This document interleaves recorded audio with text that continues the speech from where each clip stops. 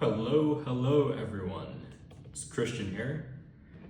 I wanted to make this video today following up on a recent viral video that I saw from Matthew Smith talking about dopamine loading. In that video, he was talking about stimulation and how the best way to focus and lock into study is actually to reduce your stimulation prior to studying. I wanted to follow up on this and actually talk about how stimulation is an important component to energy. Many of us today are extremely fatigued, extremely tired, too burnt out to really lock in on study, lock in on our workouts, that kind of thing. And a subset of those people have actually fixed their sleep schedule, and I'm in that group. So why is it that you can fix your sleep schedule and still be tired? The answer is really simple, and it doesn't necessarily have to do with having a sleep disorder. The way we think about energy is not correct. Energy has two components. One is arousal or wakefulness, and the other is attention or focus. And fixing your sleep is only half the battle, as it will return your arousal and wakefulness. You'll have that sort of arousal energy, but you might not have the ability to focus still.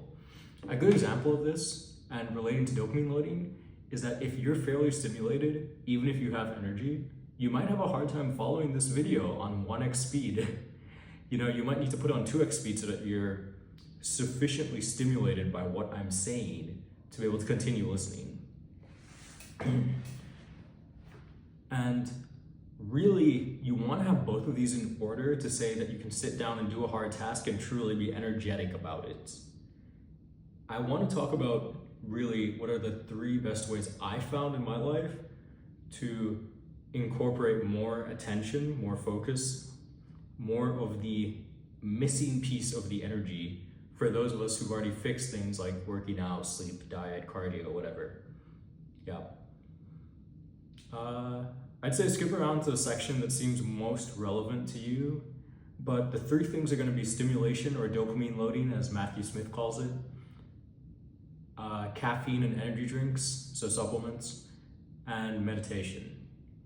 The first one, stimulation, as I was mentioning before, is that if you're trying to do something difficult and something that is, boring, but you care about it, for example, let's say you want to sit down and study because you have an interview coming up, or you want to be able to sit down, do the SAT and focus and not start to tweak out, you probably don't want to be overstimulated before you try to do these things. And what that would look like is saying you wake up, but you don't scroll TikTok, you don't scroll on Instagram. I know it's not revolutionary advice, but understanding how this works and how to think of it really does help in how you put your life together.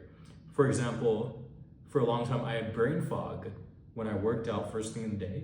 And it took me a while to realize it was because I would listen to music during my entire workout and I would get overstimulated.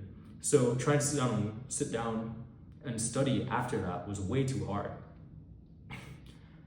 So that's kind of one way in which this paradigm is useful, is solving problems like that. Being able to kind of isolate what the issues are in your life that are holding you back from your goals. When it comes to stimulation, I'd say phones are the big elephant in the room. Yep, the only person I really hear talk about this is David Goggins. Every now and then there's a viral video about how the phone is really the problem. I completely agree with this. I think you really do need to taper phone usage down if your goal is to do hard things for most of the day, and then talk to your friends, talk to family towards the end of the day. And that's actually how Matthew Smith used dopamine loading in his video. Moving on, the next thing you can do is something that most of us know and are currently doing, which is to use caffeine or energy drinks.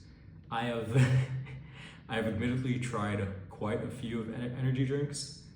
I've tried just about everything, to be honest. I used Celsius for quite a while. I've tried Monster, I've tried Red Bull. I'm in love with these Gorilla Mind energy drinks. I still use them. They 100% work. I can understand why someone may not want to use them, especially if you're prone to anxiety or you're concerned about your heart, but they are one way of locking yourself in it to focus. So a long time after I actually fixed my sleep schedule, I would drink a Celsius, not for arousal energy, but so that I could like lock in and just focus on what I'm doing. And the way I think of it is that an energy drink artificially fills up that dopamine bar for you, so you're at the baseline you need to also study when you have these chemicals inside you.